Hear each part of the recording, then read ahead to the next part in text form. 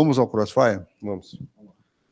Então, o tema selecionado para o Crossfire hoje foi biópsia de próstata, transperineal versus transretal.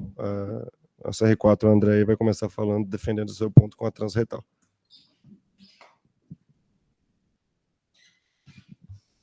Bom dia, sou André, R4 da Urologia. Vamos dar início ao Crossfire. Eu vou defender a biópsia prostática transretal, que já é um método consolidado na obtenção dos 12 fragmentos na investigação e diagnóstico aí do câncer de próstata. O primeiro artigo que eu trago é um estudo prospectivo randomizado com 200 pacientes, e ele mostrou uma semelhança na detecção do câncer de próstata, comparando a biópsia transperineal com a biópsia transretal. E tiveram também resultados semelhantes nas taxas de complicação, variando em torno de 18% em cada método.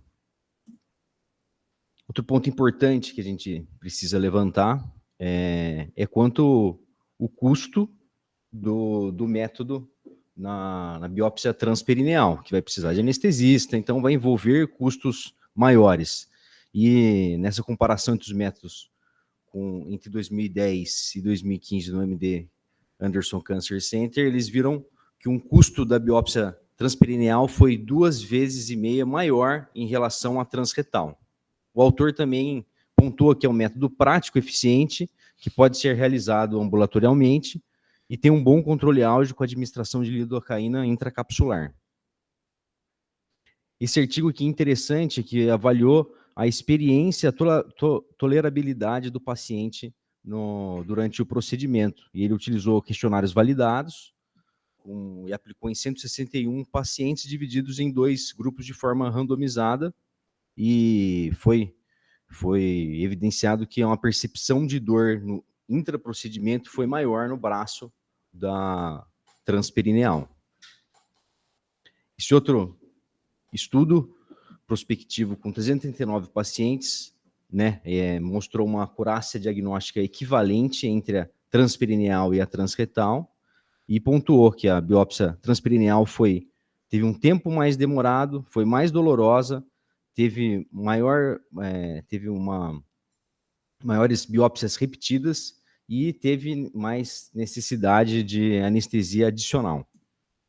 Então, a biópsia transretal é o método mais utilizado, pois ela apresenta um custo menor, um tempo menor, menos dor e resultados semelhantes.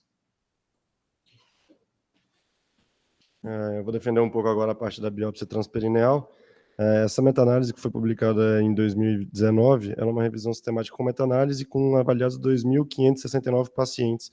Foram realizadas 3.278 biópsias divididas entre transperineal e transretal durante esse período.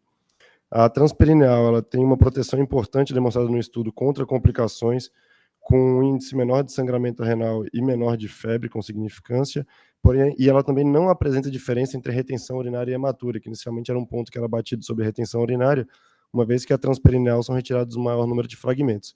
Porém, essa meta-análise não foi evidenciada essa diferença. Esse outro estudo, publicado agora em 2022, ele avaliou 177 pacientes submetidos a uma biópsia de próstata indicada por ressonância com PIRDS maior ou igual a 3, 92 transperineais e 85 transretais, e a detecção de câncer de próstata clinicamente significativa, ou seja, maior ou igual a ESUP2, no paciente submetido à biópsia transperineal, ela é significantemente maior. Um paciente dos submetidos à biópsia transretal, ele desenvolveu sepse após a biópsia. Uma regressão multivariada analisada, com preditores independentes para câncer de próstata com significância, demonstrou que o PIRDS maior ou igual a 3 ele tem significância para preditor de uma lesão significante, e a biópsia transperineal também.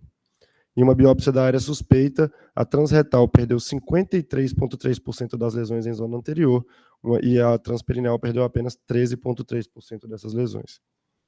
Esse outro artigo, publicado em 2020, ele avaliou 2.047 biópsias de próstata em 11 anos. Avaliou que as complicações infecciosas, a taxa de complicação na transretal é de 2,92% e na transperineal 0,26%. E desses pacientes com complicação infecciosa, a internação hospitalar por infecção também é mais predominante nos pacientes submetidos à biópsia transretal. E o índice de retenção urinária é igual em ambos os grupos. Também foi avaliado nesse estudo, que foi publicado na Austrália em 2020, o custo, Foi um ponto que foi bastante debatido pelo André. Realmente, eu não sei se o PubMed do André está com problema, mas só foi até 2015 os estudos dele. Às vezes, na configuração, ele deixou. Então, o que é mais atualizado aqui é que o custo total das biópsias realizadas foi 7,4 milhões de dólares australianos. 94% é em relação aos custos rotineiros e 6% são os custos das novas internações. Porém, esses 6%, uma vez que o paciente tem que reinternar com sepsia ou alguma outra complicação infecciosa, ele se demonstra que o custo exclusivo da biópsia, realmente a biópsia transretal é mais barata, mas na avaliação total, incluindo as reinternações, o custo fica semelhante para a transretal de 6.360 dólares por biópsia e a transperineal 6.754 dólares. E o guideline recomenda, né, que os pacientes que vão ser submetidos à biópsia transperineal, eles têm uma maior sensibilidade para a detecção de câncer significativo, e a biópsia transperineal ela é com uma recomendação forte preferida em relação à biópsia transretal. Também foi analisado que tem uma redução importante de infecção nos pacientes submetidos à biópsia transperineal, e ela deve ser preferida nesses pacientes. E aqui também no fluxograma do guideline, ele indica que a biópsia transperineal como primeira escolha. Então, como conclusão, tem um maior índice de detecção de câncer de próstata clinicamente significante na transperineal, uma menor taxa de infecção e com custos semelhantes à transretal.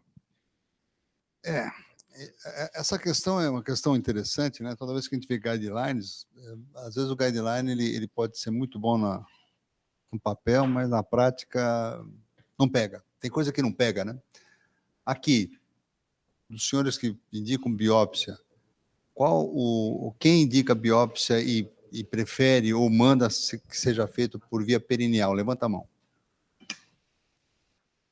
Levanta a mão quem faz via transretal. Tá aí, essa explicação. Carlos, você faz o quê? Eu não vi você levantando a mão de nada, Carlos. Eu mando para o radiologista, eu não faço. Não, o radiologista que faz. Então, isso é interessante sua pergunta, porque na cidade, quem faz é radiologista e eles fazem transretal. Você não consegue indicar, eu quero perineal. Mas não tem vamos dizer, Carlos, isso aqui, o resultado, o João mostrou aqui, guidelines, a gente conhece esse guideline, mas se convence? A ponto de falar assim, não, eu vou atrás de alguém que faça transperineal porque eu estou convencido pelo guideline. Você foi atrás? Não, mas me convence o paciente que infecta, interna, fica com uma infecção grave, te dá uma dor de cabeça, um caso te dá um pesadelo. Esse é o convencimento. Fala, Lucas.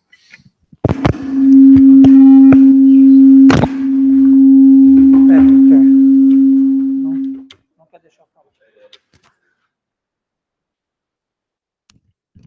Professor, eu vejo o seguinte, a gente aqui é um serviço de referência, fazemos transretal, radiologia que faz um enorme número de casos. Quantos pacientes a gente tem internado? São bem raros. Se a gente somar aqui o estadual de Sumaré, são muitos casos biopsiados e é muito raro uma internação. Então, do ponto de vista prático, eu não vejo um grande benefício. Ele mostra um benefício para a lesão anterior. Hoje, cada vez mais, a gente tem a ressonância. Um radiologista que faz, ou um urologista que faz bem feito o exame, tendo uma ressonância antes, mostrando uma lesão anterior, consegue pegar essa lesão. Então, essa vantagem, eu acho que também não fica tão evidente. Por fim, eu acho que o caso do Dr. D'Ancona, um paciente que já fez uma biópsia, teve uma infecção, teve uma complicação, acho que talvez esse seria o caso para fazer a transperineal. Seriam casos bem raros. Professor, só sobre detecção de lesão, esse estudo aqui ele foi feito por biópsia com fusão, usando ressonância, e a taxa deu bastante diferente de detecção de lesão anterior ou em ápice na transretal e na transperineal. João, deixa eu perguntar. Aqui, o mesmo paciente não foi submetido às duas tipos de biópsia. Tá certo? Sim. É isso? Esse estudo, sim. Esse estudo fez biópsia no mesmo? Diferentes biópsias. O paciente fez transperineal e transretal? Não. Então, isso eu estou dizendo. Aí já começa uma falha. Perfeito. Porque se você está afim se você está imbuído em aprovar um braço, você vai selecionar os casos para esse. É difícil você não selecionar. Você vai selecionar os casos, vamos dizer que tenha mais probabilidade de positividade para o braço que você quer aprovar. O certo seria o mesmo paciente ser submetido aos dois, aí você faz análise. E eu não vi nenhum estudo desse tipo. Então, isso não me convence. Entendeu o que eu estou falando? Não sei se todo mundo está entendendo. Porque você você classifica pacientes. Fala assim, PIRADS 3. Não, mas como é que você vai fazer duas biópsias diferentes no mesmo paciente? Por isso mesmo, não dá, né? Você não tem como provar que uma é melhor que a outra. Você tem população, né?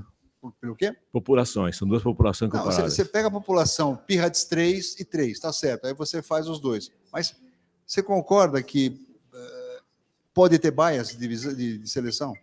Eu acho assim, o certo seria você pegar o mesmo, como eles fazem, por exemplo, a ressonância, é lógico que não é intervencionista, mas você pega a ressonância, por exemplo, multiparamétrica, e aí você faz PET-CT, um PSMA nesses pacientes. É o mesmo paciente. Aí você vê, bom, essa é melhor, você está no mesmo paciente. Eu sei que isso que eu estou falando é difícil, até antiético, mas seria assim a prova, não como está sendo feito aqui. Ah, esse grupo foi mais positivo na transperineal e não na transretal. Não, aí você pode ter bias de eu seleção. acho que aqui pode ser feita uma coisa estatisticamente bastante correta. Você tem uma população de pacientes que vão ser necessário fazer biópsia e você sorteia quem vai fazer perineal, quem vai fazer transretal. Então, do ponto de vista estatístico, você tem fundamento para você fazer esse Mas estudo. eu não sei se foi sorteado. Não, isso eu também não sei. Estou falando do ponto de vista quando você de vê, ideia de trabalho. 92 de um lado e 80 alguma coisa. Não parece que foi Ele sorteado. fez, professor. A única coisa que ele relata que é assim é que ele não tinha como cegar o cara que estava fazendo a biópsia. Mas a seleção. Começa por aí. Isso não tinha como, mas a seleção. Mas a seleção foi ao A caso? seleção foi aleatória. Então, está feito. A seleção foi aleatória. Não, mas quantos casos foram feitos de um lado do outro? Esse artigo aqui, 177, 92 e 85. 92 e 85. Ô, Birá, só um não comentário rapidinho. Eu acho assim, a nossa realidade ainda é transretal, eu acho que o André foi perfeito nas colocações dele, isso é a realidade aqui no nosso país. Mas existe uma tendência muito forte para transperineal, muito forte. Tanto é que faz parte já dos guidelines da IAU. E existem alguns serviços em São Paulo que já estão fazendo transperineal e a gente vê isso como uma tendência muito forte. Tanto é que se você pegar a UA agora, tem palestra na plenária exatamente sobre isso, biópsia transperineal e transretal. E nós vamos colocar no Congresso Paulista também. Tá? Então é um tema muito atual. No Brasil as coisas demoram um pouquinho para chegar, a gente sabe disso tudo, né? Mas é uma tendência. Não, mas eu acho que o Lucas colocou uma coisa que a gente vê mesmo. Quantos casos você faz biópsia há algumas décadas? Quantos casos você teve de internação por... Eu já tive uns 2, 3 casos, Bira, mas eu concordo com o Carlos, eu concordo, esses casos são dramáticos. Eu tive um paciente meu que virou fez derrame pleural, teve que fazer pleurodese. Não, mas Wagner, isso não quer dizer que o transperineal não vai ter. Mas a incidência é menor de infecção. Mas né? Porque não é tão menor. Eu acho que é uma coisa Você sabe qual que é o problema, Bira? Eu acho que o problema... Eu acho que é interesse de alguns serviços. O problema é técnico. A técnica transperineal é mais difícil do que a transretal, são que os radiologistas eles falam. Então, eu acho que e até o material para você fazer o método, eles vão ter que fazer a aquisição desse método, tem template, é outro treinamento para os radiologistas. Então, eu acho assim, isso vai ter que ser visto com muita parcimônia, e eu não sei se isso se tornar prático algum dia, tipo assim, vão todos fazer transperineal. Eu acho que o transperineal, ele não é uma coisa tão melhor que a transretal. Porque a gente faz transretal há muitos anos. Eu acho que a biópsia transretal que nós fazíamos em ambulatório aqui, quando era residente, eu fazia biópsia. Pegava em cima e fazia. E você não via paciente tendo esse tipo de problema à torta direita. Acho que tem os casos, eu concordo. Você vai ter um caso que tem septicemia, bacteremia, septicemia, imatura, essa coisa. Isso é uma coisa mesmo... É uma tragédia, mas a incidência não é alarmante a ponto de se abandonar esse tipo de coisa. É isso que eu acho. Bom, só uma coisa. Talvez seja uma oportunidade para a biópsia voltar para o urologista, porque aqui quem faz biópsia é o radiologista. Talvez seja uma oportunidade de voltar nós fazermos biópsia. Bom, essa é podemos discutir um outro dia. Acho. Ok. João, obrigado. André, obrigado. Cássio, obrigado. Então, acho que nós discutimos aqui, podemos ficar mais 1 hora discutindo esse assunto. É um assunto que não tem fim, né? Os assuntos que são pertinentes à prática clínica do urologista e da urologia em especial. Cássio, obrigado. Um abraço. Só um recado, no dia 25, então, eu recordo aí para quem está online, nós teremos aqui um set de treinamento do Urolift, aqui na Secretaria de Disciplina de Urologia. Convido a todos que venham assistir a reunião presencialmente e depois participem de um coffee break com esse treinamento, dia 25 próximo. Gravou?